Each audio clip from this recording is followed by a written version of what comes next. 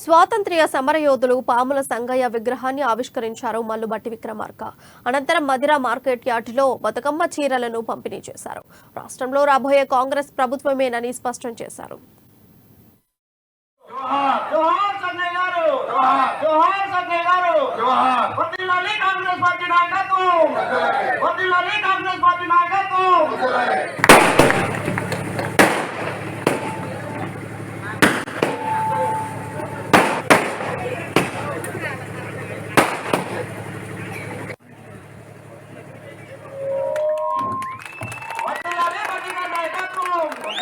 ద్వారా అనేక మంది స్వాతంత్ర సమరయోధులకు కూడా సహాయ సహకారాలు అందిస్తూ ముందుకు నడిపించినటువంటి పెద్దలు పాముల సంగయ్య గారి విగ్రహావిష్కరణ కార్యక్రమాన్ని మనం చేపట్టాం. సంగయ్య గారి గ్రామంలో పుట్టడం నిజంగా గ్రామ ప్రజలందరూ అదృష్టంగా నేను భావిస్తూ ఉన్నాను.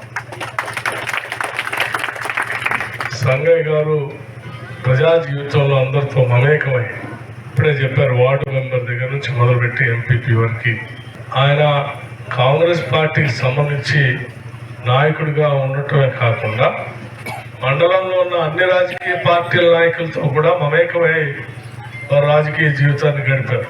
ఆయనకి ప్రజా జీవితంలో ఉన్నటువంటి ఎవరైనా సరే ఆయన దగ్గరకు వచ్చి ఏదైనా పని కావాలనంటే ఆయన స్థాయిలో ఉన్నటువంటి సహాయ సహకారాలు ఎప్పుడు కూడా చేసుకుంటూ వచ్చారు.